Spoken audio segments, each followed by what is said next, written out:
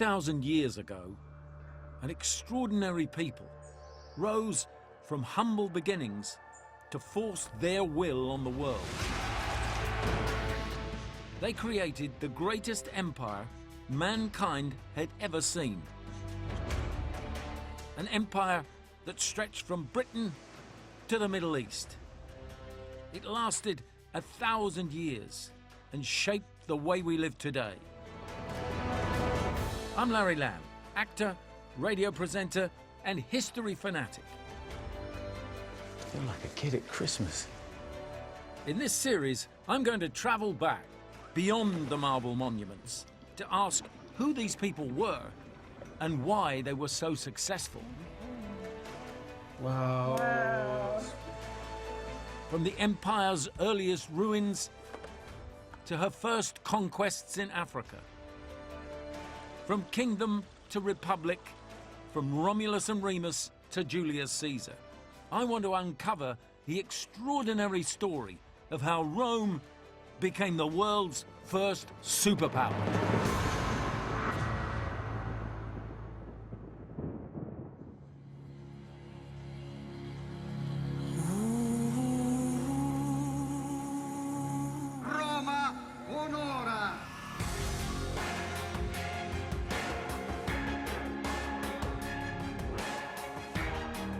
Rome may be ancient, but round here, history lives.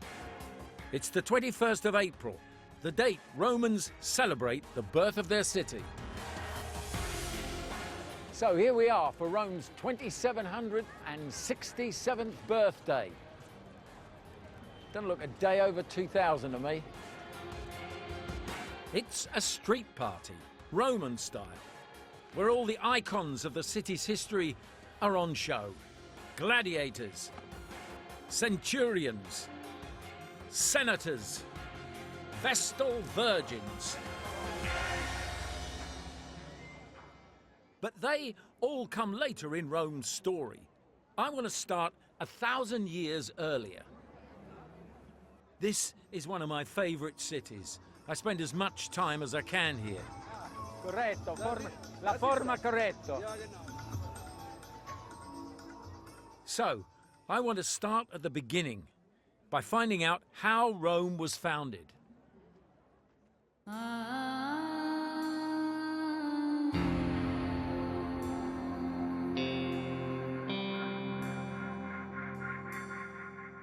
The story I've heard begins with the iconic legend of two orphaned twin brothers. Today, their names are on the lips of every Roman. Chi ha fondato Roma? Comincia a Roma. Con Remo e Romolo. Di Romolo e Remo. Con Romolo e Remo. Allora, signori, questo 10, eh? Sì, 10 euro. Signore. 10 euro. Perfetto. Grazie, signora. Well, there it is, right? This image is everywhere. The very symbol of Rome herself. According to legend, Romulus and Remus were the semi-divine sons of Mars, the god of war, thrown into the Tiber by a jealous uncle, only to be saved and suckled by a she-wolf. But what happened next? I'm turning to the earliest accounts I can find, the histories written by the ancient Romans themselves. But even these have their problems. This book is the work of the Roman historian Livy, who was born in 59 BC. Now, evidently, it's the best surviving account of early Rome that we have. But of course, the founding of Rome that he describes happened 700 years before he was born. I mean, by the time he wrote it, Rome was already an ancient city. Still, I'm intrigued by Livy's description of what happened. So, I've come to the Circus Maximus.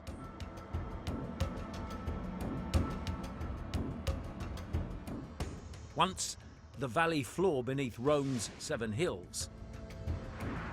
Livy writes that it was here, in 753 BC, that it all began.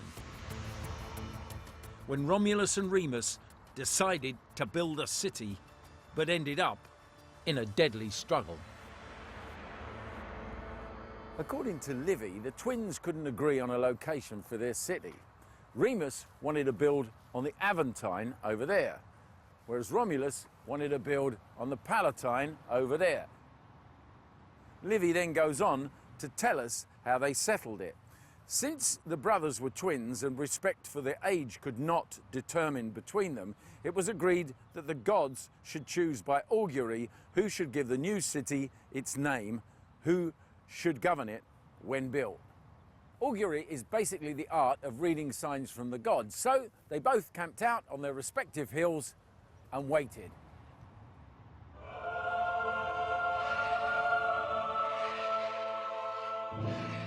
First, Remus sees 6 vultures circling the sky above him.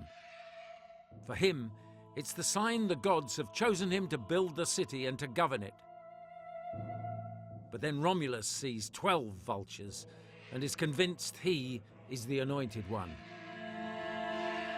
Both brothers claimed victory. One because he'd seen the birds first, the other because he saw more of them. Livy goes on. They then engaged in a battle of words and angry taunts leading to bloodshed. Remus was struck down in the affray. Thus Romulus acquired sole power, and the city, thus founded, was called by its founder's name.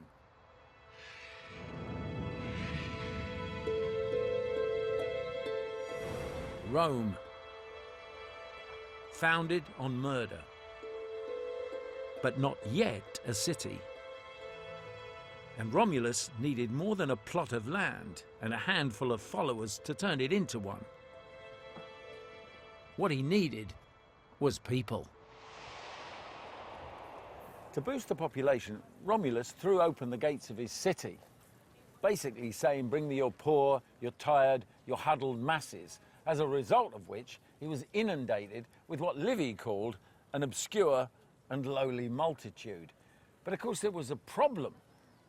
They were nearly all men. There was a very chronic shortage of women folk. So, what did these ever-resourceful Romans do? They threw a party. On the guest list, chieftains from a neighbouring tribe called the Sabines, along with their wives and daughters. But the Romans didn't invite them out of the goodness of their hearts. As the festivities reached fever pitch, Romulus gave a sudden signal.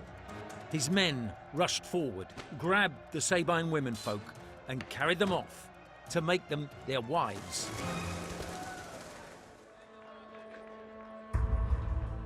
This has gone down in history as the rape of the Sabine women. They were a tough bunch, these Romans. I mean, they just grabbed anything they wanted. But I suppose what I'm beginning to realise already is that if you want to start a superpower, that's the way you've got to be. So there we have it. Rome was founded by a murderer, and its first citizens were vagabonds and kidnapped women. It's a great story, but is it true?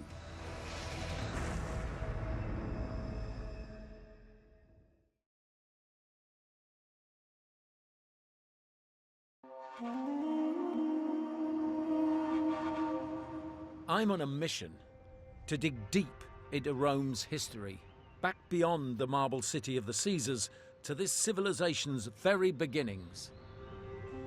I want to find out how Rome's earliest citizens grew this city into the greatest power the world had ever seen. I've discovered the ancient legend of Rome's founder and first king, Romulus.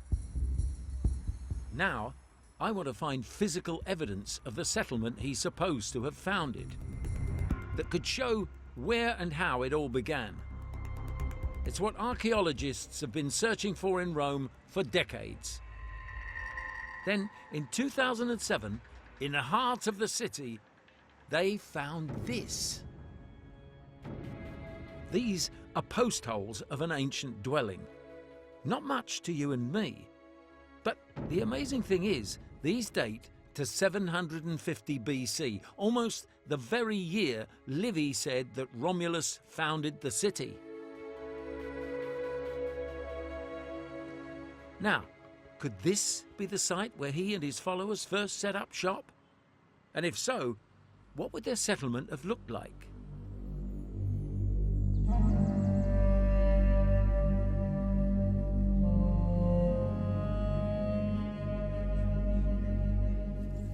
Not quite what I'd imagine Rome to look like in the very early days.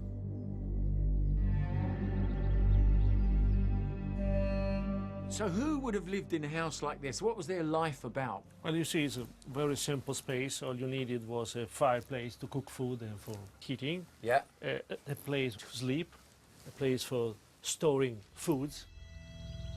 Rome's mud huts might look basic to you and me, but Paolo tells me all the elements were in place here for a sophisticated culture. Society living in these kind of structures was not so simple. They had writings, they had politics, they had religions, they had an aristocracy, very powerful aristocracy. They had trade, they had agriculture. Right. And from this, it went to that.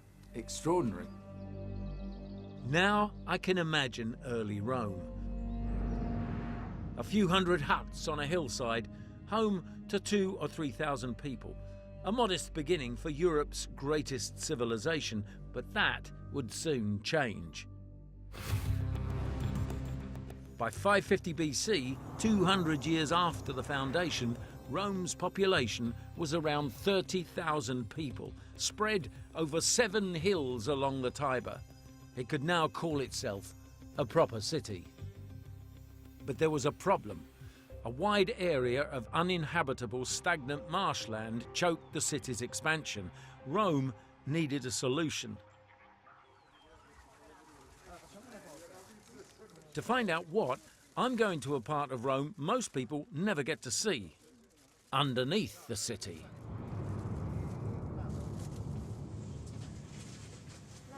So here I go. I'm going down into Rome's sewer network.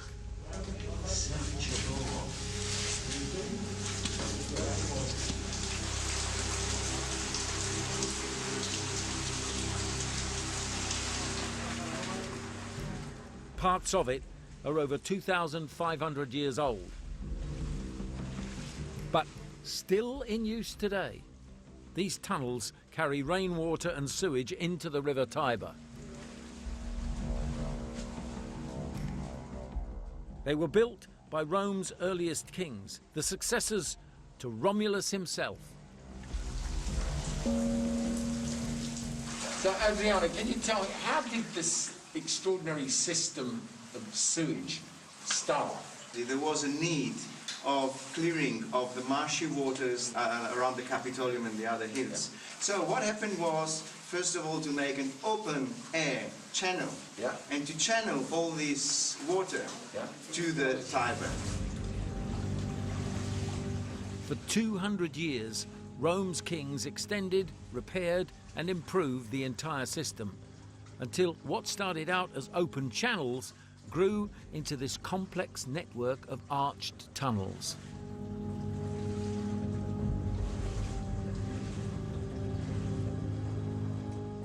Today, no one knows the full extent of the tunnel network, but Adriano and his team of archaeologists are at last exploring it. Walking through these sewers is like travelling back in time. Evidently, this cover here, they can tell by the stone, it was put on in the time of Hadrian, so roughly the same period that they were building the wall in Britain. They were back here in Rome putting roofs on sewers. Quite extraordinary people. The deeper we go, the older the tunnels get. We pass through a section built at the time of Jesus Christ. Then another, even older, constructed under Julius Caesar. Then, at last, the oldest stretch of tunnel, from the 6th century BC. This is it, here we are, right here, the oldest part of the system, and it's absolutely unique and it's never been seen before on television, so there, you're on a first. This tunnel is one of the oldest examples of what became an essential feature of Roman engineering, the arch. So if you just see this here, with this way that they stepped the stones so that it steps and they're cut so that it's one, and then it comes out, then it comes out like that, and so you've got the same, there's a boom, boom, boom, and then they were covered so that about this height would have been the floor, the basic floor level of the ancient forum. Without this ancient engineering, Rome might never have become a city. But these sewers were built at a terrible human cost by slaves, enemy soldiers spared on the battlefield, but marched to Rome to die, building the new stone city. Reading in Livy, what we're told is that this would have involved the work of about 1 million slaves, and some of them were preferred in the end to commit suicide rather than work on this project. The Romans were resourceful and ruthless. They borrowed the best their neighbours had to offer and stole what couldn't be borrowed. They let nothing stand in the way of the city's ambition. One of the key architects of the new Rome became a notorious figure in the city's history. His name, Tarquinius Superbus, Tarquin the Proud. He was a brilliant engineer, but a ruthless political operator. Now I'm heading for the very spot where, in 535 BC, he made a bloody grasp for power. Tarquin and his wife, who I'm told would have given Lady Macbeth a run for her money, staged an outrageous coup against the ruling king, her father. And he was killed in a brutal assassination. And I'm told that she drove her chariot right across his body as he lay in the street somewhere around here. And ever since, this has been known as the Vicus Sceleratus, the Street of Wickedness. Tarquin seized the throne. He was now Rome's 7th and most ambitious king, and began to transform Rome from a settlement of mud huts into a city of stone. Tarquin built one of the biggest buildings in Roman history, dedicated to their supreme god. It was the Temple of Jupiter. Remarkably, parts of it still survive, and I am going to see them. Well, we've certainly come a long way from simple houses made of mud and wood to this. And I suppose this has to be the beginning of the monumental city of Rome. The temple was as big as a football pitch. Ordinary Roman citizens were forced not just to pay for it, some had to labour on it. Thousands were worked to death, turning Tarquin into a figure of hatred. But the signs were that with his giant temple, he'd won the favour of the gods. The story goes that while they were digging the foundations, they came upon a perfectly preserved human head. And they took it as a sign that Rome would become the head of the world. Well, that much may be true, but it wouldn't be ruled by Tarquin, or any other king for that matter. Tarquin was a tyrant. He intimidated Rome's nobles, bullied its workers, and murdered those who disagreed with him. I want to meet the man who finally gave him his marching orders.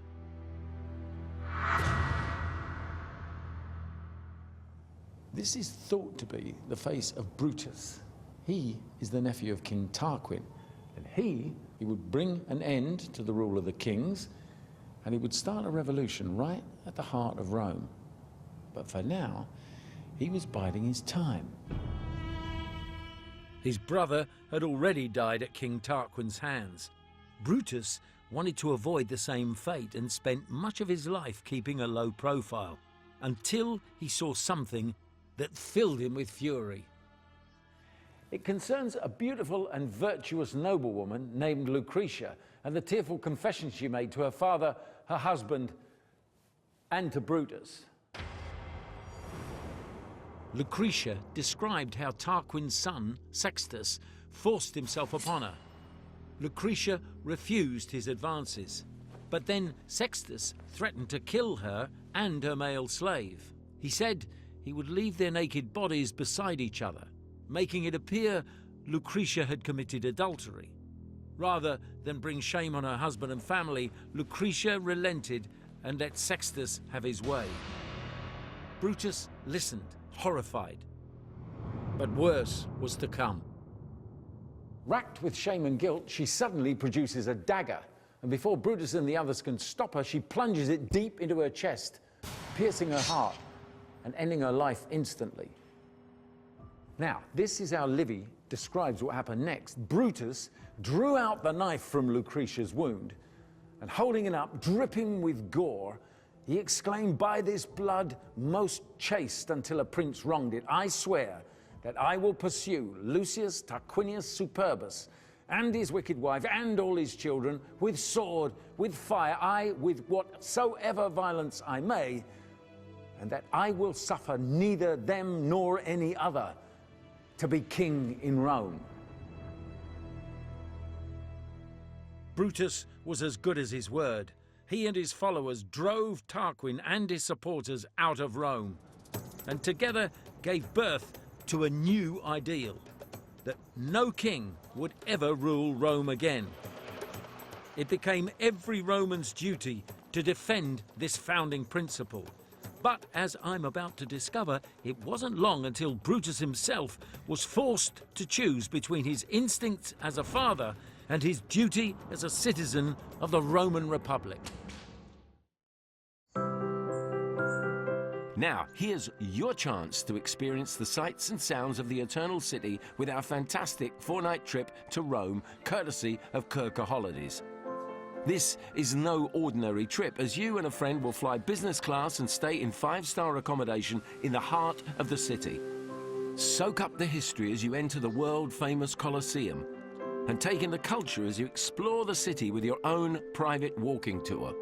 You'll also receive guide notes, concierge service, plus £1,000 spending money. So, for your chance to win, text ROME to 85545 or post your name and phone number to Rome, PO Box 7557, Derby, DE10NP. Texts cost £1.50 plus one message at your standard network rate. Lines close at midday on the date shown on screen and 3 days later for postal entries. For rules, go to channel5.com/win.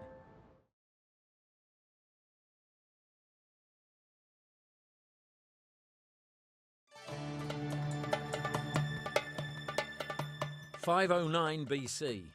Rome is 250 years old, home to 50,000 people, and on a knife edge.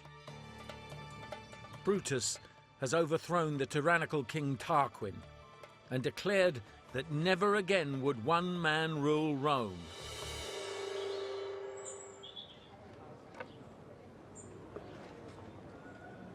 We take away the king. What happens next?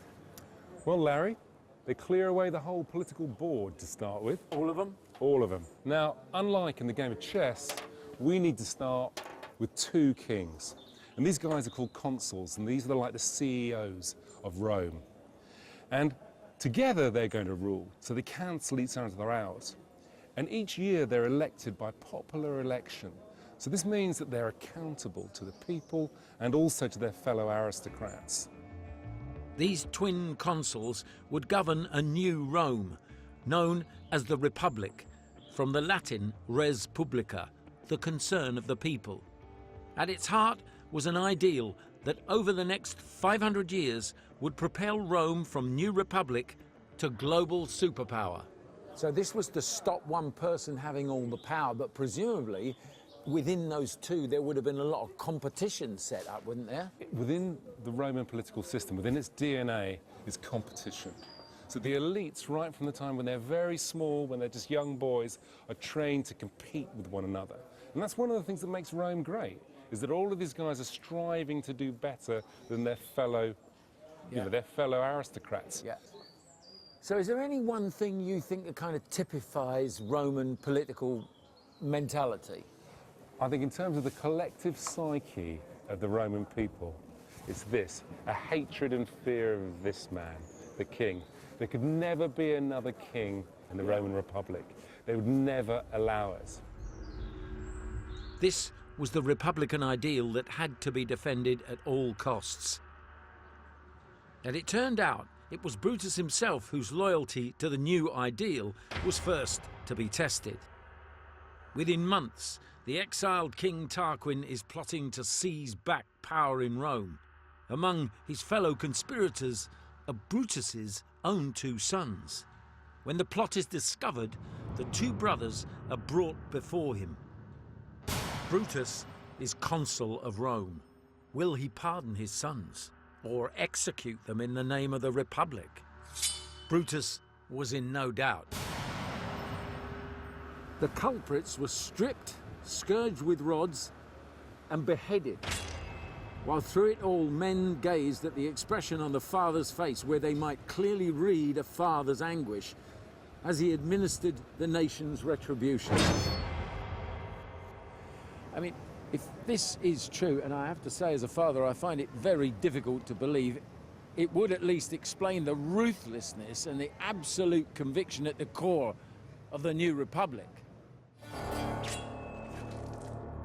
By executing his sons, Brutus made it clear that duty to the republics found in principle was more important than his own flesh and blood.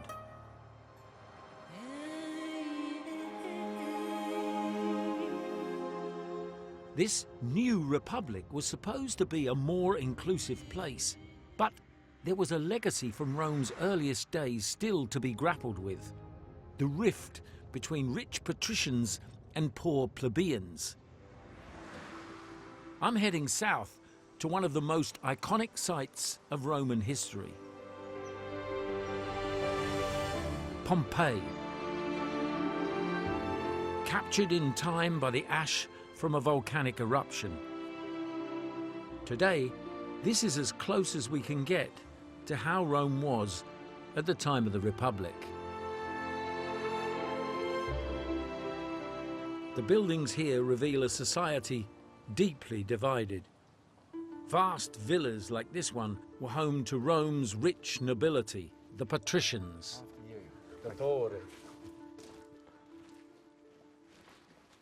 So, Paolo, would there have been houses just like this in Rome in the early Republic? The shape of the room is the same as an early Republican house in Rome. That was a standard design, It was a standard design, a very old-fashioned and standard design. It was what the Roman called a domus. Domus. It was the private house. Yeah. This was the focus of the house? This is the center of the house, the most important room. It's called the atrium. And there were bedrooms all around, the small rooms here. So who would have been the owner of a home like this? What sort of level in society? A very high level, of course. He would, yeah? Yes, the noblest part and the wealthiest part of this, what they call the patrician. Right. And he would have lived here with just his family? With his family. Yeah. With his family and slaves. And how many slaves would it have taken to run a house like A this? slave family could count up to 50 members. Really? Yes, it was a very huge. But not everyone enjoyed the luxury of a Roman domus. Right next door, you can see how the other half lived. This family was plebeian and had to make do with life in a single room at the back of their business. In this case, a bar. So, Paolo, would there have been bars like this along all the streets in Rome? Of course, Rome was crowded with places like this. You have a second room inside, which was actually the house of the family who worked in this bar. Right. So these were the living quarters, Yes. yeah? Quite a change from the patrician's house. So, Yes. So in the big house, there's a family, maybe 5, 6 people, and 50 slaves to look after them. What would this household have composed? Well, maybe the same family, 5 or 6 people, Yeah. no slave, all living in one room Yeah. and working up there. These two houses show just how divided Roman society was, and this division was not just a cultural one. It was enshrined in law. Obviously, Republican Rome's a very complicated society, but just Can you explain the difference effectively between a patrician and a plebeian? The patricians were the aristocracy of Rome. They were the members of the noblest families, and the plebeians were not. The plebeian, they could not marry a patrician, they could not have commerce with a patrician, they could not be elected neither magistrate nor judge. They had to vote, but their political influence was nothing. They had to vote, They had to vote, yes. Right, so they, as a plebeian, had to vote for a patrician Yes. to run their lives. Patrician, plebeian, rich, poor. Call them what you like. Ancient Rome was as unequal as any modern city. And as a Londoner myself, I have no trouble imagining struggling families living cheek by jowl with the well-to-do. I'm beginning to realise that the noble principles of Brutus and the founders of the Republic were just that, noble, designed by the nobility for the nobility. And of course now we have an underclass with no say in the way things are run, and I reckon that something's going to have to give. The plebeians had no real power, yet represented over 80% of the population and were the lifeblood of the Roman Republic. They farmed the land and, in times of war, were expected to abandon their farms and fight. But many battle-weary plebs returned to find their land taken over by rich patricians. Finally, one indignant farmer shook Rome to its foundations. In 494 BC, an old man appeared at the Forum. He was thin, dirty, and dressed in tattered rags. He was soon recognized as a former soldier renowned for his bravery who'd returned to find his home ransacked. As he began to tell his story, a crowd gathered around him. As a soldier, the man had fought hard for the Republic, but now his farm was destroyed. He was broke. He could no longer pay his taxes and was forced to borrow money he couldn't afford to repay. He'd been carried off by his creditor, not to slavery, but to the prison and the torture chamber. He then showed them his back, disfigured with the welts of recent scourging. Now, this single incident sparked off a shockwave of outrage that spread through the city like wildfire. Very soon, the entire working class was threatening to leave Rome and establish a city of their own. It was more than a general strike. Plebeian workers and tradesmen actually shut up shop and abandoned Rome. The patrician nobility watched in horror as their workforce and army deserted them. Something had to be done. And as you'd expect from the practical Romans, it was done. Their solution was a revolutionary new set of laws called the 12 Tables. They were engraved on bronze, put up in a public space so you could see them, which would have given the Romans a first legal code. So it's a sort of Bill of Rights, is it? The critical thing is that what it's doing is writing down and setting out very publicly what your position in law is, what the rules are for society. The laws were written by a council of patrician senators around 450 BC. Plebeians were invited to study the laws, discuss them with their families, and to suggest refinements. So, Christopher, could you give us just a sort of an idea of the range of things that these covered? So one of the things that is protected here is not being defrauded, not being taken advantage of by somebody that you're in a relationship with, and we recognise that. If you're employed by somebody, that shouldn't tip over into an exploitative relationship. Some of them are about crimes that are perhaps a little more unusual to us. So, for instance, what happens if I cast a magic charm on your crops and your crops all die? Good question. So in terms of the struggle between the rich and the poor, what sort of a solution did this present? It's a really important moment in regularising relations between two groups in society which had managed to define themselves in opposition to each other.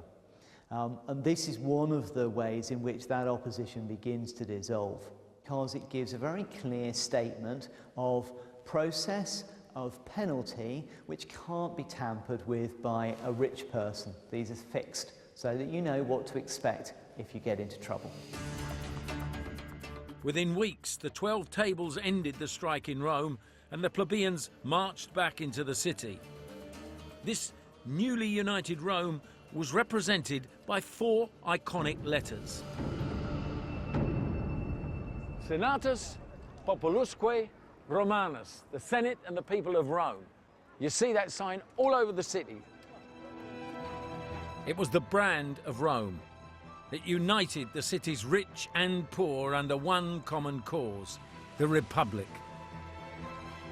Rome's internal conflict was resolved, and the senators and people of Rome now looked beyond their city. They eyed up their enemies and prepared to take their first decisive steps towards building an empire. Don't forget about your chance to win our fantastic 4-night holiday to Rome. Courtesy of Kirker Holidays, you'll fly business class and stay in 5-star accommodation with £1,000 spending money. To enter, text ROME to 85545 or post your name and phone number to Rome, PO Box 7557, Derby, DE10NP. For rules, go to channel5.com/win.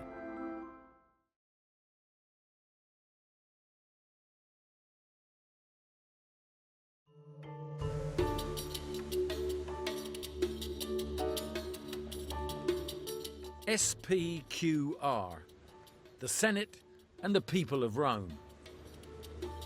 I've discovered how 300 years after its foundation, these 4 letters unified Rome, so that by around 450 BC, the Republic's power and influence rivaled that of the Etruscans, their greatest foe. The Etruscans predated the Romans and controlled a large area of Italy. They were also ambitious, and the two sides had fought running battles for centuries. But now Rome was spoiling for a fight. There was only the river Tiber separating these two civilizations, with Rome and the Latins controlling the east and the Etruscans controlling the west. So a flashpoint was bound to occur. It was inevitable, but where would it happen? And more importantly, who would make the decisive move? For hundreds of years, the Romans had been asking that question, or rather, they'd been asking the heavens, which is why I want to explore the ancient Roman tradition of augury, the art of reading signs from the gods. It was key to every decision made in Rome, the city first founded on a divine blessing. Historian Darius Aria is taking me to the Auguraculum, a holy site where Romans practiced the mysterious art of augury, which, as well as bird spotting, included sacrificing animals to study their internal organs. Rome is on the brink of war. They need divine approval. How do they know they've got it? Well, that's a great question. Now, of course, they had their experts that were well versed in knowledge of the various lobes and components of a liver. But of course, you also have this little bit of a guide. Ooh. And this is a schematic of a bronze liver from Piacenza that was found. So basically, it's sectioned off. So you've got all the major gods going around the edges, and then you've got a further subdivision with lesser gods. You open up the animal, and they step in, and they take the liver, and they kind of parse it out. And if there's any kind of, say, deviation from the standard, oh my God, that's a really huge gallbladder. Well, that could be a kind of clue to you what a particular god is feeling or thinking, and who you have to then further appease. Now, if you don't get the answer, or you don't like the results, you can sacrifice another animal. You kill another animal. So the Romans are very pragmatic? Yes.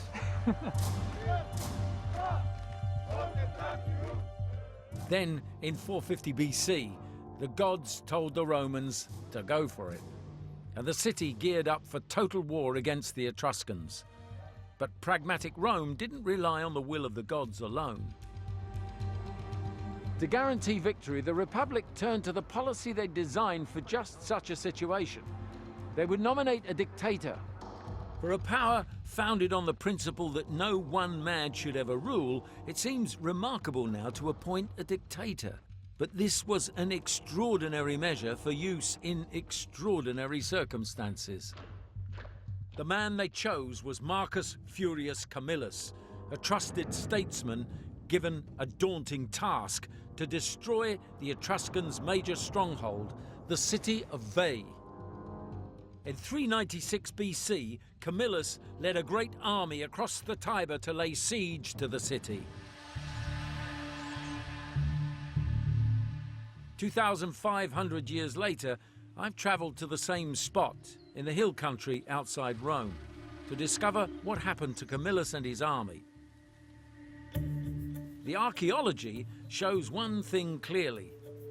The battle was huge. All these artifacts were found here on the site, yes? Yes, they were, and most of them are evidence can be related to the battle itself. Yeah. There's wonderful projectiles. They're so heavy. They're so heavy, they're in lead. They're lead? They're lead, yes. So what would these have been fired like bullets from a sling or something? Yeah, exactly. They were thrown. We do have different types of arrowheads, and they are in bronze, and they were probably used during the battle. There are much more than this. This is just a small selection. All these elements are the typical finds that we found during the course of the excavation. Spent ammunition covers nearly 500 acres, the sign of a massive, drawn-out campaign, during which Camillus needed to keep his troops motivated. Up until now, every Roman male was expected to serve in the army as a matter of duty. Camillus was the first to offer a financial incentive to his men as well as a share of the spoils. And after a decade, his radical plan finally paid off. The dictator saw that victory was at last within his grasp, and that a city of great wealth was on the point of being taken, with booty more than if all previous wars had been put together. So, not only were they getting wages for the first time, but Camillus was offering his men a share in the greatest haul of war booty Rome had ever seen. Now that was certainly going to get the boys fired up. If only they could find a way in. But 10 years after they'd arrived at Veii, Camillus' army was still outside the walls laying siege to the city. Until, according to Livy, they made an extraordinary breakthrough. And this could be a clue to it. This is an underground structure which the University of Rome discovered 3 years ago. This tunnel could prove an ancient myth is true. Livy describes how Camillus' men desperately searched for a way into the city and got lucky when they found a tunnel all the way to the city's temple. Hundreds of Roman soldiers scrambled in and lay in wait. Then, out of the blue, a sign from the gods. The sound of the Etruscans making a sacrifice. As they were hiding there, they heard a priest talking to the king of the Etruscans. As the king of the Veientes was sacrificing, the Roman soldiers in the mine overheard the soothsayer declare that to him who should cut up the innards of that victim would be given the victory. The Romans in the tunnel grabbed their chance, burst into the temple, seized the sacrificial innards and carried them off to their dictator Camillus. He took this as the blessing Rome needed.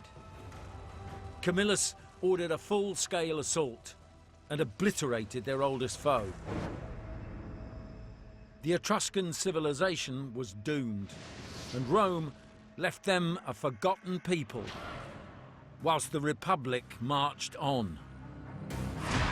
Over the 5 centuries that followed, the Roman army and their gods would impose divine will all over the known world, as they became the world's first superpower. Next time, my journey continues to Africa, as I discover how the Republic took to the waves to build an empire, face down its greatest enemy, Hannibal, and wipe out an entire civilization.